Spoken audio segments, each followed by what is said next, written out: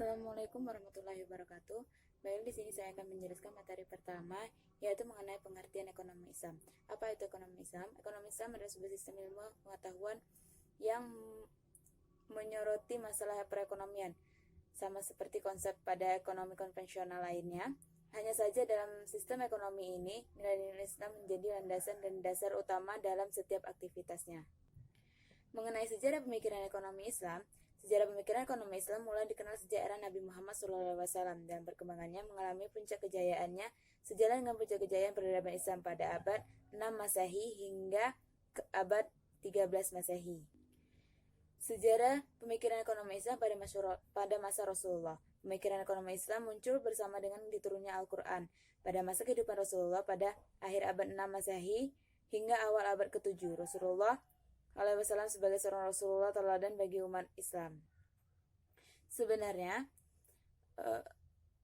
fase Rasulullah SAW dimulai sejak Rasulullah Nabi Muhammad SAW hingga wafatnya. Namun latar belakang budaya dan kehidupan Nabi Muhammad SAW pada masa kecil sangat mempengaruhi corak pemikiran ekonomi Islam yang kemudian berkembang. Oleh karena itu, masa sebelum kenabian mesti dibahas pula dalam paket ini. Seperti misalnya masyarakat Arab yang ketika berbisnis lebih menekan pada perdagangan, seperti dilukiskan dalam surah Al-Quraisy yang artinya karena kebiasaan orang-orang Quraisy, yaitu kebiasaan mereka bepergian pada musim dingin dan pada musim panas. Pada musim dingin, pada perjalanan dagang pada musim panas mereka mengadakan perjalanan ke negeri Syam, dan pada musim dingin mereka mengadakan perjalanan ke negeri Yaman. Demikian juga Rasulullah SAW ketika masih kecil hidup di lingkungan perdagangan, sehingga beliau juga memulai profesi bisnisnya sebagai seorang pedagang. Assalamualaikum warahmatullahi wabarakatuh. Saya Rupi Herlisa akan melanjutkan materi dari kelompok 9, yaitu perilaku bisnis Nabi Shallallahu Alaihi Wasallam ketika masih kecil hingga menjelang kenabian. 1. Bisnis Rasulullah Shallallahu Alaihi Wasallam. Sudah maklum bahwa Muhammad Shallallahu Alaihi Wasallam sejak kecil tinggal di lingkungan Quraisy. Secara umum, bangsa Quraisy memiliki rute perjalanan dagang yang didasarkan pada perubahan cuaca. Yang kedua, titik tolak penerapan ekonomi Islam. Selama berada di Mekah setelah kenabian, posisi Nabi Shallallahu Alaihi Wasallam sebagai pemimpin jamaah dakwah, belum banyak kebijakan yang beliau sampaikan. Kebijakan publik yang beliau sampaikan. Beliau masih fokus pada penanaman akidah dan penguatan ruh keislaman. Oleh karena itu, persoalan ekonomi di masa itu masih sebatas pada aktivitas yang menekankan pada nilai kejujuran dan saling membantu perekonomian sesama muslim. Yang ketiga, bangunan sistem ekonomi Islam. Madinah merupakan negara yang baru terbentuk. Oleh karena itu, peletakan dasar-dasar sistem keuangan negara yang dilakukan oleh Rasulullah Shallallahu Alaihi Wasallam merupakan langkah yang sangat signifikan sekaligus berlian dan spektakuler pada masa itu, sehingga Islam sebagai sebuah agama dapat berkembang dengan pesat dalam jangka waktu yang relatif singkat. Sistem ekonomi yang diterapkan oleh Rasulullah Shallallahu Alaihi Wasallam berakar dari prinsip-prinsip Al-Quran.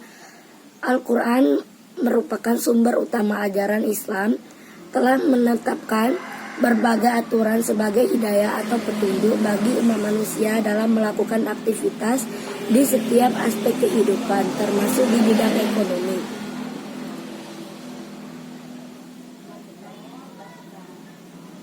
Yang keempat, harta negara di masa Rasulullah Shallallahu Alaihi Wasallam. Pada masa ini, karakteristik pekerjaan masih sangat sederhana dan tidak memerlukan perhatian yang penuh. Rasulullah Shallallahu Alaihi Wasallam sendiri adalah seorang kepala negara yang juga merangkap sebagai ketua Mahkamah Agung, mufti besar, panglima perang tertinggi, serta penanggung jawab seluruh administrasi negara. Pada masa Rasulullah Shallallahu Alaihi Wasallam ini, ketentuan yang mengatur tata cara pembagian harta rampasan perang atau ganimah sepenuhnya ditentukan oleh Rasulullah Shallallahu Alaihi Wasallam berdasarkan wahyu, sedangkan pengaturan keuangan secara umum dapat dijelaskan sebagai berikut. A. Sumber-sumber pendapatan negara. Di antara sumber-sumber pendapatan negara pada masa Rasulullah Shallallahu Alaihi Wasallam adalah zakat dan usur. Keduanya berbeda dengan pajak, sehingga tidak diperlukan seperti pajak. Zakat dan usur merupakan kewajiban agama dan salah satunya termasuk rukun Islam. B. Pos-pos pengeluaran negara. Baiklah, hanya itulah materi yang dapat saya sampaikan. Selanjutnya akan dibacakan oleh teman saya. Wassalamualaikum warahmatullahi wabarakatuh. Assalamualaikum warahmatullahi wabarakatuh. Saya Ahmad Utriansah akan melanjutkan materi kami. 5. Bait al-Mal di masa Rasulullah Shallallahu Alaihi Wasallam. Sebelum Islam hadir, pemerintahan suatu negara dipandang sebagai satu-satunya penguasa kekayaan dan pembendaharaan negara. Dalam negara Islam, kekuasaan dipandang sebagai sebuah amanah yang harus dilaksanakan sesuai dengan perintah Al-Quran. Pada masa Rasulullah, harta yang merupakan sumber pendapatan negara disimpan di masjid dalam jangka waktu singkat untuk kemudian didistribusikan kepada masyarakat hingga tidak tersisa sedikit pun. Pada masa itu, Bait al-Mal belum memiliki bagian-bagian tertentu, walau beliau telah mengangkat para penulis yang bertugas mencatat harta. Pada saat itu beliau telah mengangkat Mu'aikib bin Abi Fatimah Ad-Dausi sebagai penulis harta ganimah, Al-Zubair bin Al-Alawa sebagai penulis harta zakat, Huzaifah bin Al-Yama sebagai penulis harga hasil pertanian daerah Hijaz, Abdullah bin Rawahah sebagai penulis harga hasil pertanian daerah Khaybar, Al-Mughirah bin Subah sebagai penulis hutang piutang dan aktivitas muamalah yang dilakukan oleh negara, serta Abdullah bin Arkam sebagai penulis urusan masyarakat yang berkenan dengan keperluan kabilah-kabilah termasuk kondisi pengairannya. Namun demikian, saat itu belum terbentuk bagian-bagian Baitul Mal dan juga belum ada tempat tertentu yang dikhususkan untuk menyimpan arsip maupun ruangan bagi penulis.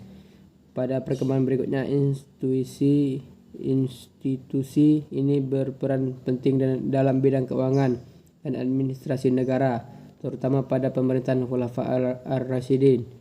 Inilah cikal bakal adanya Bait al-Mal dalam sistem ekonomi Islam yang selanjutnya dikembangkan para penerus beliau. Kesimpulan, pada dasarnya pada zaman Rasulullah tatanan perekonomian Islam masih sangat sederhana, landasannya hanya dari wahyu Al-Quran dan ijtihad Nabi Muhammad SAW. Ekonomi Islam mulai muncul ketika Nabi hijrah ke Madinah.